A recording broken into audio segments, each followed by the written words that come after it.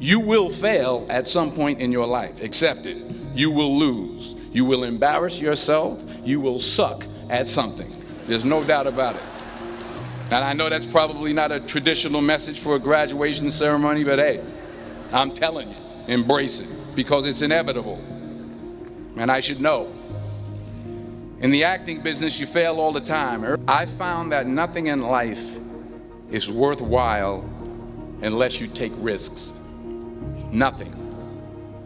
Nelson Mandela said, "There is no passion to be found playing small and settling for a life that's less than the one you're capable of living." Now, I'm sure in your experiences in school and applying to college and picking your major and deciding what you want to do with life, I'm sure people have told you to make sure you have something to fall back on. Make sure you got something to fall back on, honey. But I never understood that concept, having something to fall back on. If I'm going to fall, I don't want to fall back on anything except my faith. I want to fall forward. I figure at least this way I'll see what I'm going to hit. Fall forward. This is what I mean. Reggie Jackson struck out 2,600 times in his career, the most in the history of baseball. But you don't hear about the strikeouts. People remember the home runs. Fall forward. Thomas Edison conducted 1,000 failed experiments. Did you know that? I didn't know that. Because the 1,001st was the light bulb. Fall forward. Every failed experiment is one step closer to success. You've got to take risks, and I'm sure you've probably heard that before. If you don't fail, you're not even trying. I'll say it again. If you don't fail, you're not even trying. My wife told me this great expression. To get something you never had, you have to do something you never did. Les Brown's a motivational speaker. He made an analogy about this. He says, imagine you're on your deathbed, and standing around your deathbed are the ghosts representing your unfulfilled potential. The ghost of the ideas you never acted on. The ghost of the talents you didn't use. And they're standing around your bed, angry, disappointed, and upset. They say, we came to you because you could have brought us to life, they say. And now we have to go to the grave together. So I ask you today, how many ghosts are going to be around your bed when your time comes? Number one, put God first.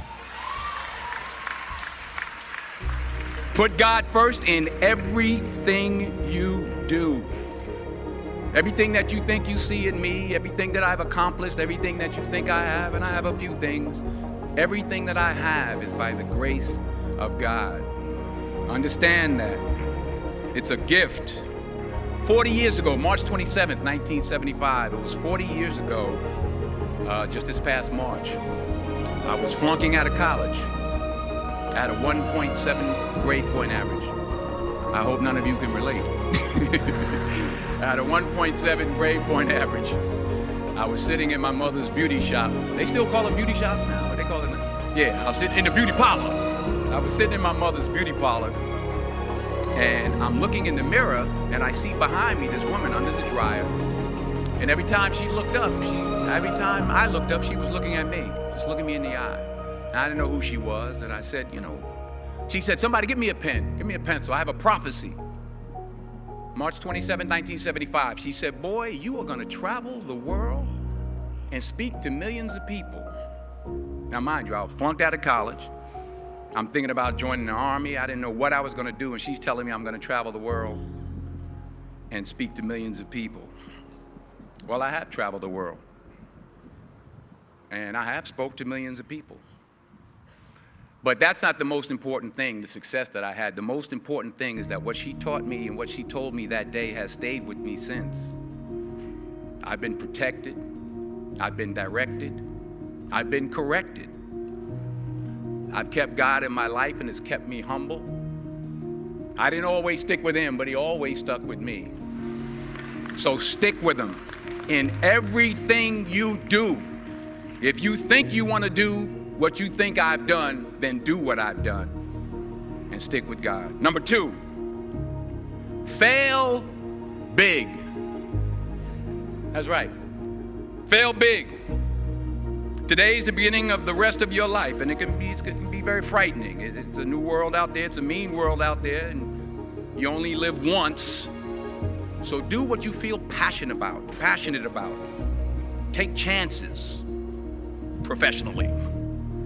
Don't be afraid to fail. There's an old IQ test, was 9 dots, and you had to draw 5 lines with a pencil within these 9 dots without lifting the pencil. The only way to do it was to go outside the box. So don't be afraid to go outside the box. Don't be afraid to think outside the box. Don't be afraid to fail big, to dream big. But remember, dreams without goals are just dreams, and they ultimately fuel disappointment. So have dreams, but have goals.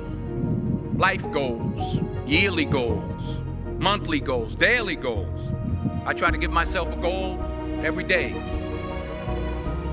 Sometimes it's just to not curse somebody out. Simple goals, but have goals. And understand that to achieve these goals, you must apply discipline and consistency. In order to achieve your goals, you must apply discipline, which you have already done, and consistency every day, not just on Tuesday and miss a few days. You have to work at it every day. You have to plan every day. You've heard the saying, we don't plan to fail, we fail to plan. Hard work works. Working really hard is what successful people do. Remember, just because you're doing a lot more doesn't mean you're getting a lot more done. Remember that. Just because you're doing a lot more doesn't mean you're getting a lot more done. Don't confuse movement with progress. My mother told me, she said, yeah, because you can run in place all the time and never get anywhere. So continue to strive, continue to have goals, continue to progress. I am particularly proud and happy about the young filmmakers, actors, singers, writers, producers that are coming up behind my generation. In particular, Barry Jenkins. Young people understand, this young man made 10, 15, 20 short films before he got the opportunity to make Moonlight. So never give up. Without commitment, you'll never start.